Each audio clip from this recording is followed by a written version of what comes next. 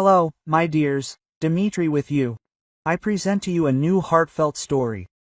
Andrei Volkov burst into the apartment waving a medical report that he had received an hour ago from a corrupt doctor for an astronomical bribe. His face was burning with rage and triumph at the same time. Finally, he had proof of what he had suspected for months. Marina was sitting on the couch next to 3-year-old Dima, who was enthusiastically stacking blocks, unaware of the approaching storm. I got the DNA test results, and now everything is clear. This child is not mine. Andrei threw the report on the coffee table. His voice was shaking with pent-up anger. Pack your things and get out of here, both of you, immediately. I don't want to see you or your bastard in my apartment. Marina looked up at her husband, but there were no tears, no surprise, no attempts to justify themselves in her eyes. She stood up silently, walked over to the dresser and took a sealed white envelope out of the top drawer. Her movements were slow, almost mechanical, as if she had been preparing for this moment for a long time.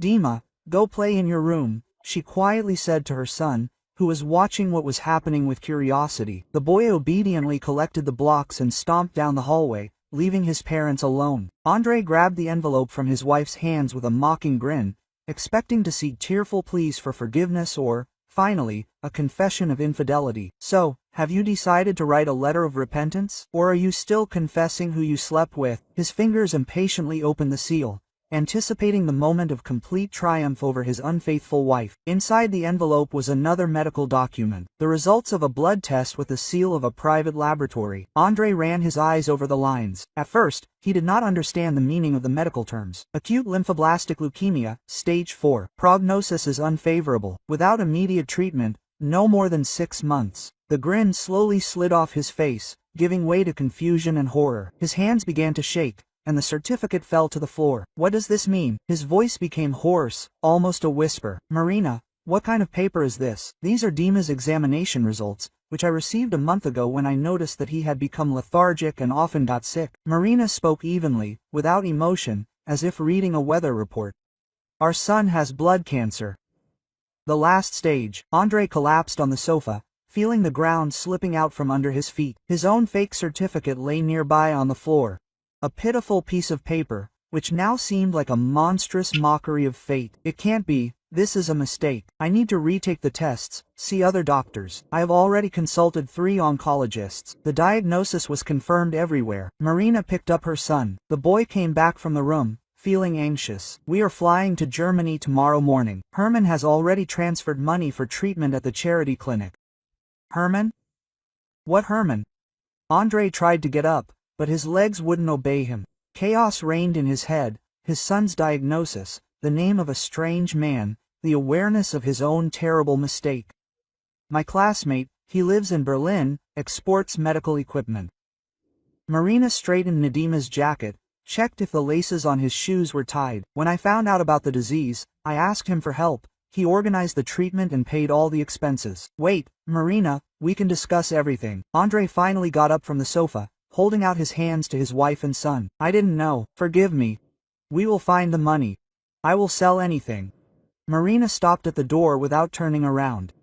Her voice sounded tired, as if she was saying words that she had rehearsed for many days in a row.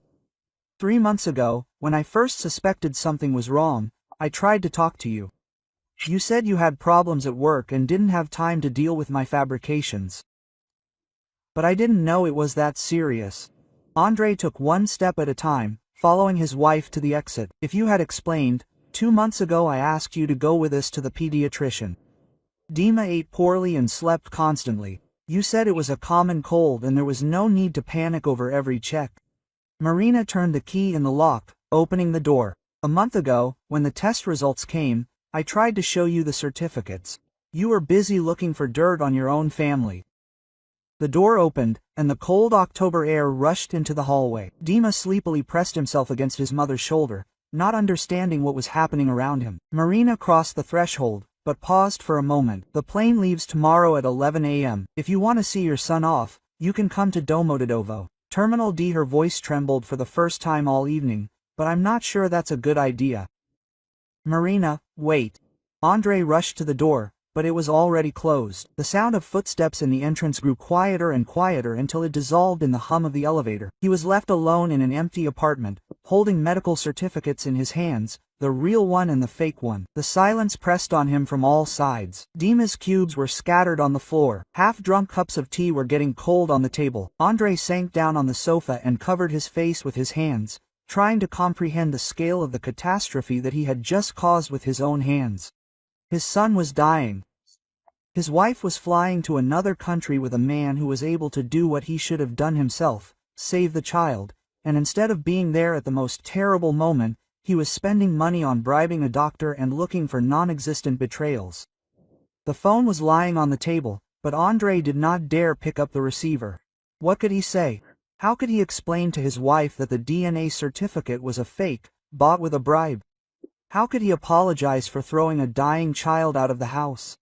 He picked up the real medical certificate from the floor and reread the diagnosis. The words seemed to be written in a foreign language, but their meaning was clear. There was almost no time left. Every day that he delayed brought his son closer to death. Andre took out his phone and dialed Marina's number. The long beeps seemed like an eternity, but she did not answer. He tried again and again. On the fourth ring, her tired voice rang out. "What do you need, Andre? I'm putting Dima to bed. I have to get up early tomorrow. Marina, forgive me. I understand everything. I will find money for treatment, sell my apartment, my car, borrow from friends. Just don't fly away. Give me a chance to fix everything. It's too late. Herman has already paid for everything. The doctors are expecting us tomorrow. Dima can't wait any longer while you sort out your suspicions. The certificate is fake." Andre shouted these words, as if they could change anything. "I bought it from the doctor. I wanted to cure you of treason. Dima, my son, I know it." There was silence on the phone. When Marina spoke again, her voice sounded even more distant. "You know, Andre, I don't care. Fake certificate or real, it doesn't matter anymore. What matters is that instead of helping a sick child, you look for ways to get rid of us. This says more about you than any tests." The connection was lost. Andre looked at the black screen of the phone, realizing that he had lost not only his family, but also his last chance to save his son. Tomorrow they would fly to Germany, and he would be left here alone with an empty apartment and a burden of monstrous guilt. Andre did not leave the apartment for 3 days, as if hoping that if he did not leave these walls, the nightmare would turn out to be a bad dream. The refrigerator was empty on the very first day, but he did not want to eat. Instead of eating, he took bottle after bottle out of the bar, trying to drown out his guilt and despair with alcohol. The phone never stopped ringing. Andre was calling a private clinic in Moscow and St. Petersburg to find out the cost of treating childhood leukemia. The figures were horrifying. From 500,000 to 2 million rubles for a course of chemotherapy, not counting additional procedures and possible complications. His salary as an engineer at a construction company would not have covered even a tenth of these expenses. "You understand that we are talking about stage 4. The doctor from the Burdenko Institute sounded sympathetic, but hopeless. "In such cases, not only chemotherapy is required, but also a bone marrow transplant, which is another million at least. And that's if a compatible donor is found." On the second day, a message came from Marina. Several photographs without comments. Andre hesitated for a long time to open them, afraid of what he would see. When he finally found the strength to look, his heart sank with pain. Dima was lying in a hospital ward, hooked up to an IV. His once plump cheeks had become sunken. His skin had acquired a waxy pallor. The boy was sleeping, and even in his sleep his face expressed suffering. On the next bed sat a man in an expensive suit, apparently that same Herman. Andre enlarged the photo, peering into the face of the man who had been able to do what he should have done. Herman looked about 40 years old, fit with the confident gaze of a successful businessman. He was holding a children's book in his hands, preparing to read to Dima when he woke up. Rage washed over Andre in a wave. He threw the phone at the wall, but the screen did not break, continuing to show a strange man next to his dying son. This Herman was playing the role of a father, while the real father was getting drunk in an empty apartment, cursing his own stupidity. On the third day, his patience snapped. Andre took a cold shower, shaved and went to see Dr. Semyonov, the same one who forged a DNA test certificate for 50,000 rubles. A private clinic on Arbat greeted him with a marble hall and the smell of expensive perfume. Semyonov received patients in his office on the 3rd floor. A man of about 50 with a bald spot and a paunch, He personified the type of doctor for whom medicine had long since become just a way to make money. Seeing Andrei, he nervously straightened his tie. "Andrei Viktorovich, what brings you here? If there is something that doesn't suit you in our work, we can discuss additional services." Semyonov tried to put on a friendly smile, but fear was visible in his eyes. "Additional services." Andrei slowly approached the table where the doctor was sitting. "Do you know what additional services I need? Give me back the 50,000 that I paid for your fake certificate." Semyonov backed away in his chair, instinctively sensing danger. "But we agreed. Everything was done according to your requirements. If you are not satisfied with the result, this is no reason to complain." "It is not satisfied." Andrei grabbed the doctor by the lapels of his coat and jerked him out of his chair. "Because of your forgery, I threw a dying child out of the house. My son has cancer, and I spent money looking for non-existent betrayals." The blow landed right in the solar plexus. Semyonov bent in half, gasping for air. The next blow landed in the face, breaking his lip and nose. Blood splattered on his white coat. The doctor collapsed on the floor, covering his head with his hands. "Please, don't. I didn't know you had a sick child." Semyonov sobbed, trying to crawl to the door. If he had known, he would never have agreed to the forgery. Andrei grabbed a heavy glass ashtray from the table and raised it over the doctor's head. "Give me back the money, or I'll smash you against the wall. I need every ruble for my son's treatment. I have no money." Semyonov covered his face with his hands, expecting a blow. "I spent everything on paying off my debts. I have problems with creditors myself, but I can give you the contacts of people who give loans secured by real estate." Andrei froze with an ashtray in his hand. "What people? Banks won't give me such an amount. My salary is too small." "Not banks, but private investors." Semyonov carefully raised his head, wiping the blood from his broken nose. "They work with real estate, give large sums secured by apartments. The interest rates are high, but you have no other choice." Andrei put the ashtray down, but didn't let it out of his hands. "Give me the contacts and don't let me see you again. If I find out that you're deceiving anyone else with such certificates, I'll come back and finish what I started." Semyonov took out his phone with trembling hands, dictated the number and name. "Ruslan Gajayev. These are serious people, they don't joke around with debts. But if you have an apartment in Moscow, they will give you up to 5 million rubles." After leaving the clinic, Andrei got into the car and dialed Marina's number. The beeps dragged on forever, and he was ready to hang up when she heard her tired voice. In the background, he could hear hospital sounds, the noise of equipment, and the voices of nurses. "Andrei, what happened?" Marina spoke quietly, apparently so as not to wake Dima. "Marina, forgive me for everything. I found a way to get money for treatment." Andrei squeezed the phone so hard that his knuckles turned white. "I'll mortgage the apartment, sell the car. How much is needed for the full course of treatment?" There was silence in the receiver. When Marina spoke again, her voice sounded even more detached. "It's too late, Andrei. Dima has already started chemotherapy. German paid for the first course. The doctors say that we need to act immediately. But I want to take part in my son's treatment. It's my duty as a father." Andrei felt his voice begin to tremble. "I made a terrible mistake. But give me a chance to correct it. Do you know what Dima told me yesterday?"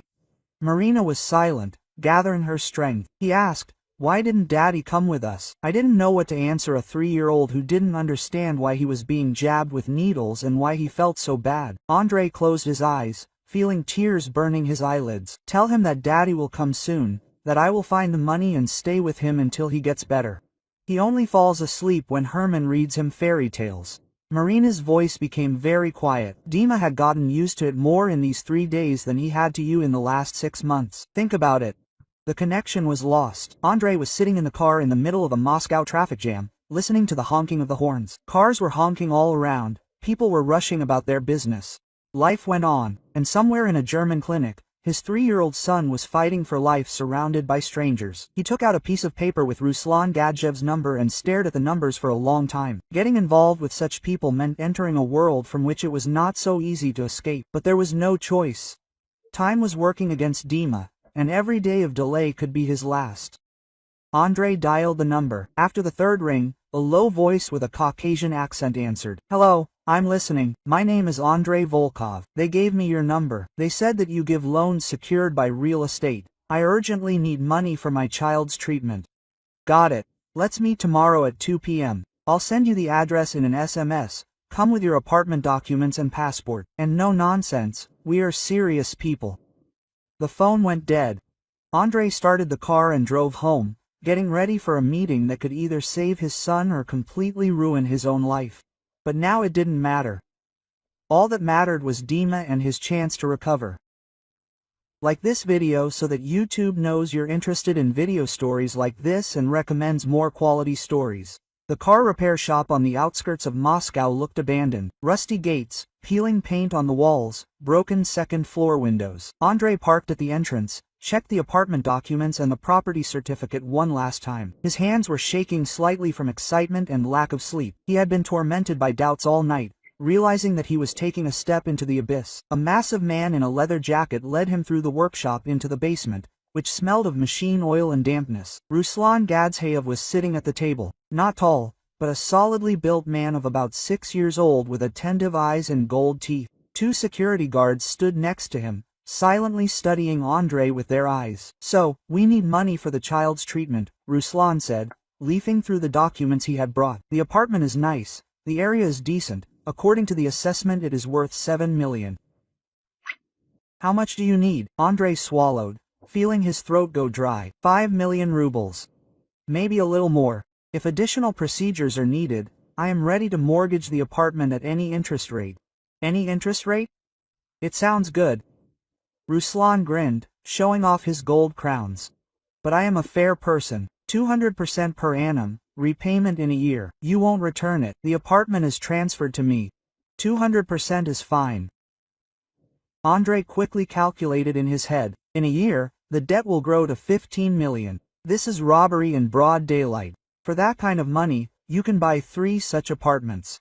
And you go to the bank, they will give you 10%, Ruslan laughed. Only banks do not give 5 million to engineers with a salary of 40,000, and I don't care about your income.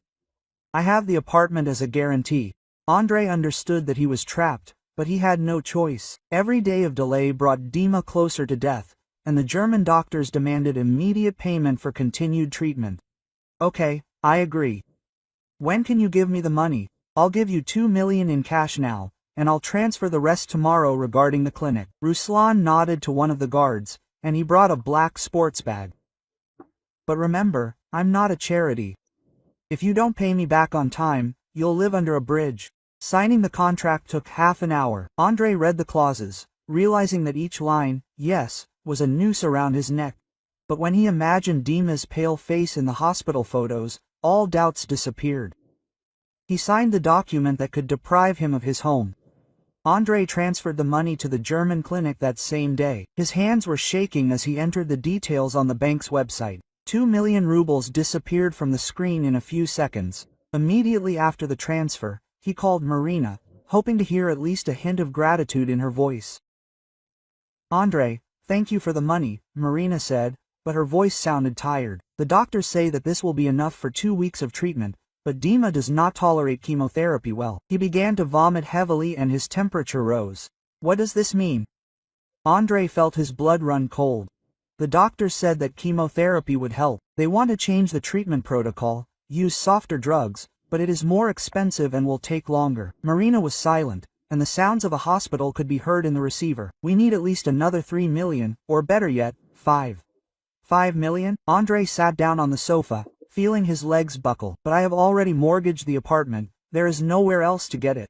Then I will ask Herman to pay extra." Marina's voice became even more detached. He had already agreed, if necessary. He has money, and he does not bargain when it comes to the life of a child. The connection was interrupted, leaving Andre alone with the realization of his own helplessness. He mortgaged the only real estate, got into debt with dangerous people, and still did not have enough money. Herman easily paid millions more without blinking an eye.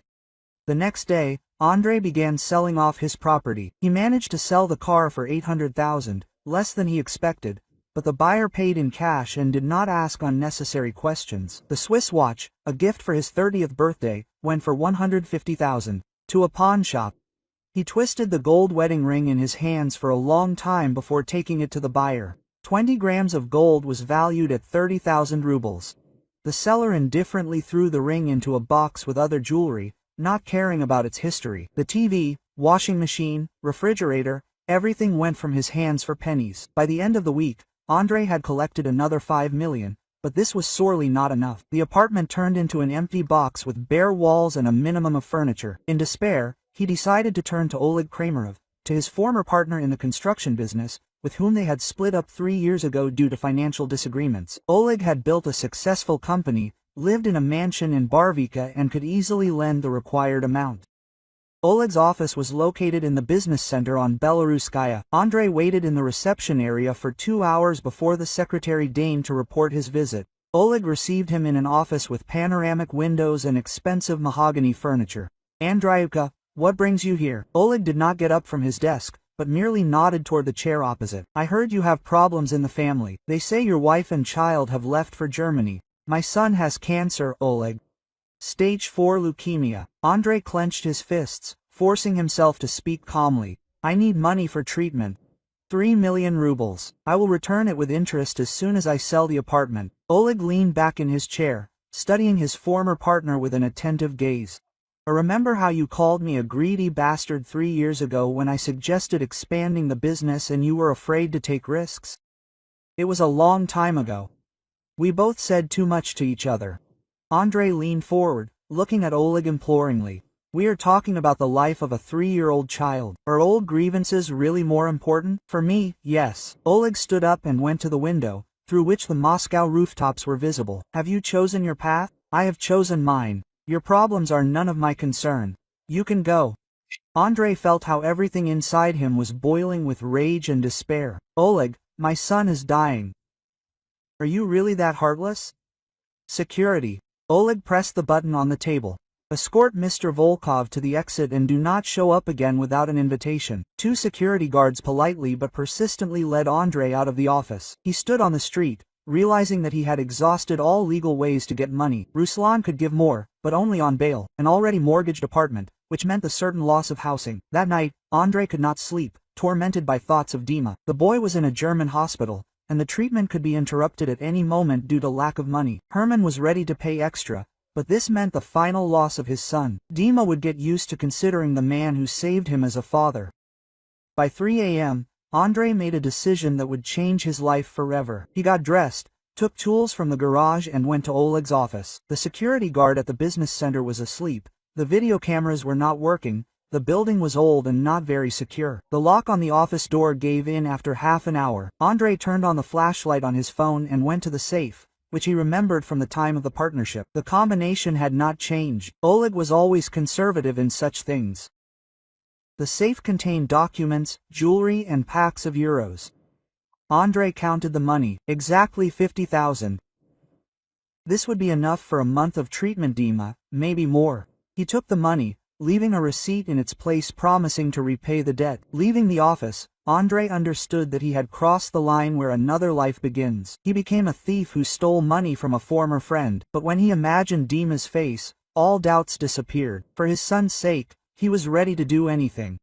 In the morning, he would transfer the money to the clinic and buy a ticket to Berlin. It was time to see his son himself and try to get his family back before it was too late. Herman could pay for the treatment, but a real father should be there in the most difficult moments. Andrei stood in line at check-in at Domodedovo Airport, clutching a ticket to Berlin in his hands. He had already transferred the stolen 50,000 euros to the German clinic that morning, and the remaining money was in his jacket pocket. Around him again were passengers with suitcases, but he was flying light, with only his documents and a desperate hope of seeing his son. Andrei Viktorovich Volkov, a man in civilian clothes, came up from behind, showing ID. "Colonel Morozov, Criminal Investigation Department. You are under arrest on suspicion of theft. Please follow me without making unnecessary noise."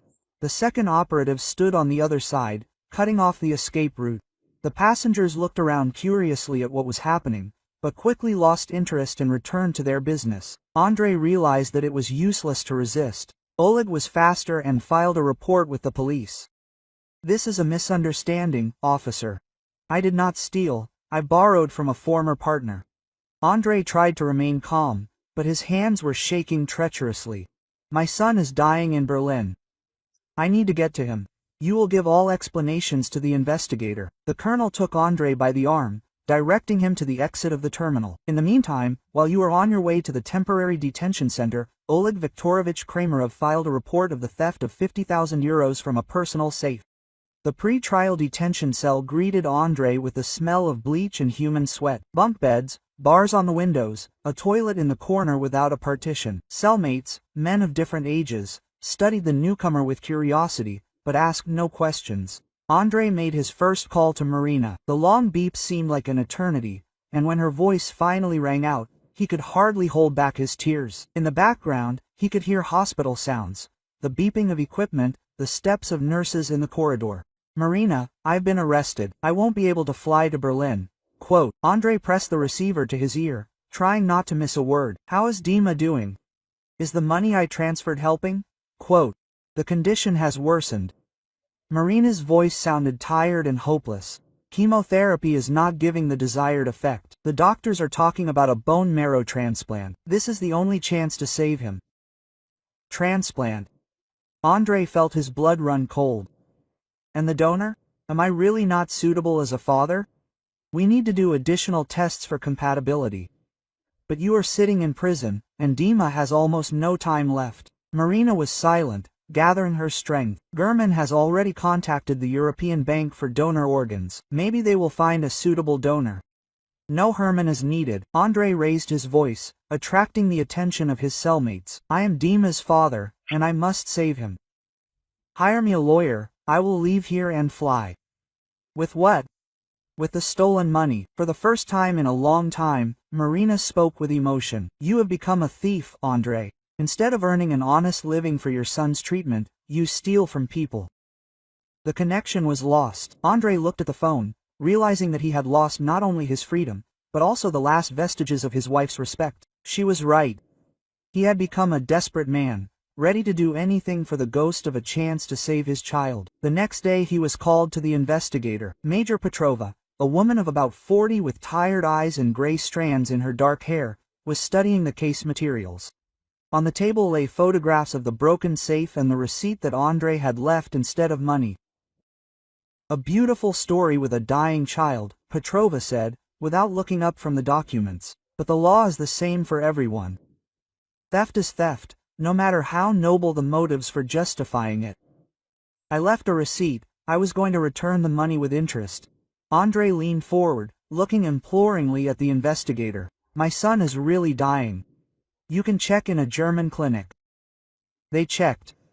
Petrova opened another folder, took out medical certificates. "The diagnosis is confirmed, the condition is serious, but this does not give you the right to steal. I have a proposal. Admit guilt, and I will petition for a suspended sentence." "A suspended sentence?" Andrei jumped up from his seat, but the guard gestured for him to sit back down. "I need to be with my son. Every day of delay could be the last.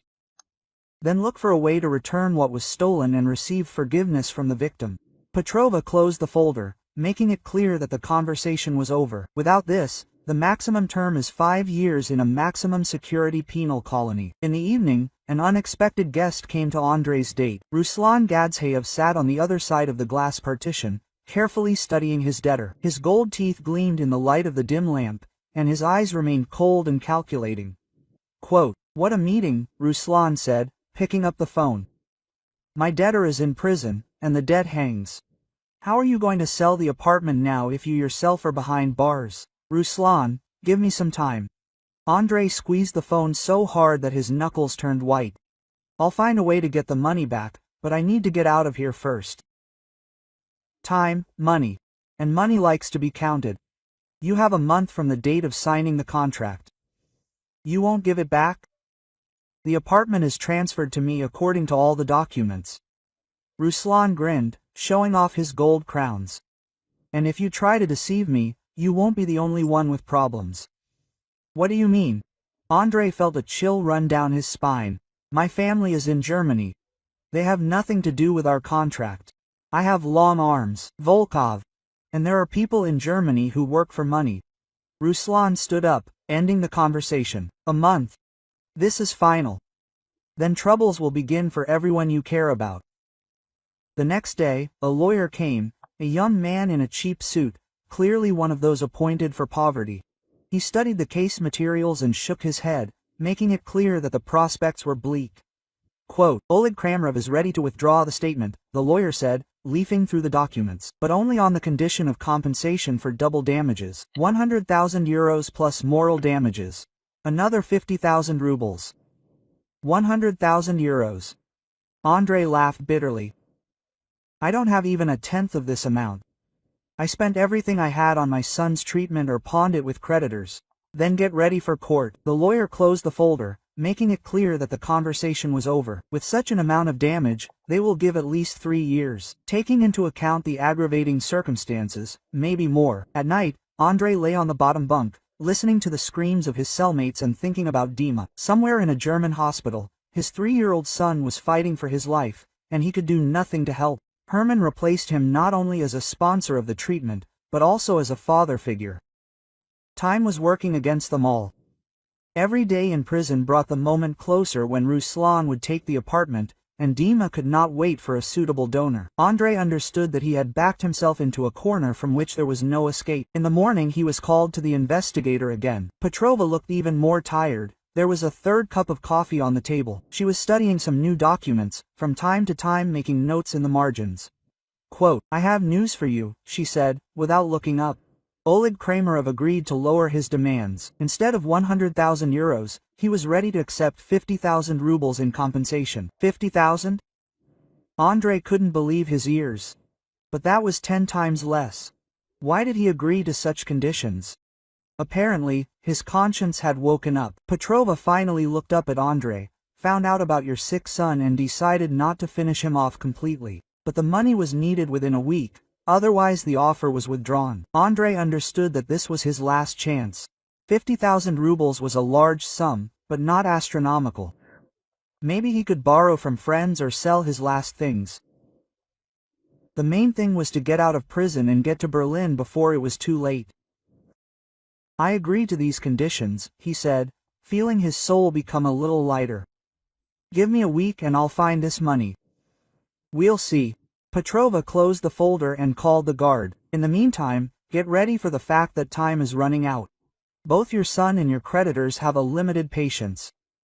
If you like this story, subscribe to the channel so you don't miss new videos. Andrei was released from the temporary detention center a week later, having signed a written undertaking not to leave and an obligation to appear in court. He was able to collect 50,000 rubles in compensation by selling his mother's last jewelry and borrowing from former colleagues. Oleg unexpectedly softened and agreed to withdraw the statement, but refused to meet in person. The apartment greeted him with dead silence and a musty smell. During his absence, death seemed to have settled here. Empty rooms, bare walls, a minimum of furniture. On the coffee table lay a stack of correspondence, among which stood out an official envelope with the seal of the district court. Court notice of divorce. Marina filed for divorce, demanding division of property and child support.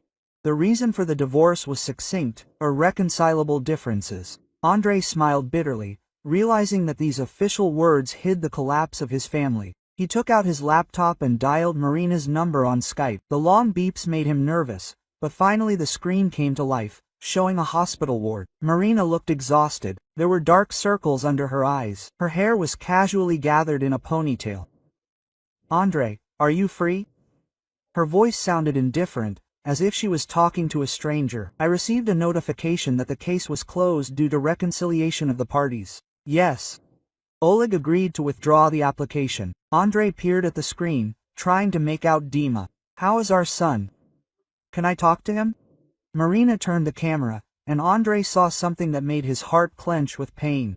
On the hospital bed lay the boy he had been with. I found out with difficulty. Dima had lost so much weight that his skin was stretched tightly over his bones, and there was no trace left of his once thick, curly hair. Dad! Dima weakly turned his head toward the camera, and Andrei saw huge eyes in a sunken face. Why don't you come? Uncle Herman reads me fairy tales. Where are you? Andrei closed his eyes, feeling the tears burning his eyelids. I'll be there soon, son. Dad makes important decisions so that you can get well soon. You hold on, okay? It hurts, Dad. Dima extended his thin hand toward the screen. When I get injections, I think about you. Uncle Herman says that I'll be healthy soon. Marina turned the camera back toward herself, and Andrei saw tears in her eyes. Chemotherapy doesn't help, she said quietly, so that Dima wouldn't hear. The doctors insist on a bone marrow transplant. This is the last chance. And the donor? I'm the father, I have to come over. Andrei leaned toward screen, as if that could bring him closer to his son. Why don't they do compatibility tests? Because you're not around. Marina wiped her tears with the back of her hand, and Herman had already taken the tests. If he's a suitable donor, he'll officially adopt Dima after our wedding. Wedding? Andrei felt the earth slipping out from under his feet. What wedding? We just filed for divorce. I filed papers to change Dimi's surname to Muller. Marina's voice became harsher. Herman is ready to give him not only treatment, but also a future. A good education, stability, love. Something you couldn't provide. He's not Dima's father. Andrei slammed his fist on the table. Why did the laptop jump? I'm ready to do anything for my son. I'll sell the apartment and find money for treatment. With what money? With the money I stole from Oleg. Marina shook her head. Dima is more used to Herman than to you. He falls asleep holding his hand and wakes up smiling when he sees him. The connection was lost, leaving Andrei alone with a black screen and the realization of a catastrophe. He had lost not only his wife, but also his son, who now considered a stranger to be his father. Herman had given Dima what he could not, unconditional love and care at the most terrible moment of his life. In the evening, the doorbell rang. Andrei opened it, expecting to see the postman or neighbors, but three men in leather jackets stood on the threshold. He recognized them immediately, Ruslan's people, whom he had seen in the basement of the auto repair shop. Andrei Viktorovich, we have come to you on business. The eldest of the three, a man with a scar on his cheek, smiled politely. Ruslan Magomedovich asked me to tell you that the return deadline is long overdue, the day after tomorrow. I know about the deadline. Andrei tried to close the door, but the man put his foot on the threshold. I have 2 more days according to the contract. A contract is a contract, but life is life. The second of those who came, a young guy with tattoos on his hands, cracked his knuckles. Fingers. Ruslan Magomedovich does not like being deceived. I do not deceive. I will find the money and repay the debt. Andrei felt his voice begin to tremble. I need a little more time. Time is up. The man with the scar pushed the door, and all three entered the apartment. Ruslan Magomedovich relays, either 15 million on the table, or you sign the documents for the apartment voluntarily. The blow landed in the solar plexus, forcing Andrei to double over. The next blow landed in the kidney, from which he fell to his knees. The men worked professionally, hitting painfully, but so as not to leave serious injuries. Quote, "This is a warning," said the elder, when Andrei was lying on the floor, gasping for air. "We'll be expecting you at Ruslan's tomorrow evening. Either with the money or with the documents for the apartment. There's no third option." After they left, Andrei lay on the floor for a long time, feeling how his whole body ached. His ribs ached. Every time he breathed, there was a taste of blood in his mouth. He understood that the next visit would be his last. Either he would find a way to repay the debt, or he would be left homeless. Somehow getting up, he dragged himself to the neighbor's door and rang the bell. Valentina Petrovna, a pensioner from the neighboring apartment, opened the door and gasped when she saw his condition. She dragged Andrei into her room, sat him down on the sofa, and began to treat his wounds. "My God, Andriusha, what happened to you?" Aunt Valia washed her split lip with hydrogen peroxide. "Could it be because of the debts? I told you, don't get involved with people like that." "I don't know what to do, Aunt Valia." Andrei winced in pain, but allowed the woman to treat his wounds. "My son is dying in Germany, my wife is marrying someone else, and the creditors are demanding money that I don't have." Valentina Petrovna shook her head, taking bandages out of the first aid kit. She had lived in the neighboring apartment for 20 years. She remembered Andrei as a boy. She saw his wedding with Marina and the birth of Dima. "Listen, do you read the newspapers?" She bandaged his broken knuckles. "Yesterday, Oleg Kramerov, your ex-partner, died in a car accident. He crashed on Rublyavka. They say he was speeding. Oleg died." Andrei raised his head, not believing what he heard. "When did this happen?" "The night before yesterday." Aunt Valia took out a fresh newspaper and showed a note in the crime section. "The car crashed into a tree at 120 kilometers per hour. The driver died on the spot." Andrei read the note, feeling a strange mixture of grief and relief. Oleg was a cruel but fair man. In the last days of his life, he showed mercy, agreeing to symbolic compensation instead of ruinous demands. Maybe it's worth going to the funeral? Aunt Valia was making tea, trying to distract Andre from gloomy thoughts. After all, you worked together for so many years. And then, maybe the widow will say something useful. Andre nodded, realizing that he had nothing to lose. Tomorrow was Oleg's funeral. The day after tomorrow a visit to Ruslan empty-handed. Between these events lay a fine line between hope and final collapse. But while he was alive, you need to fight for your son and for the right to be called his father. I recommend listening to these two stories that you see on the screen. I'm sure you'll like them, and in the comments to this video you will find a link to a selection of the best stories from all over the internet. Thanks for watching.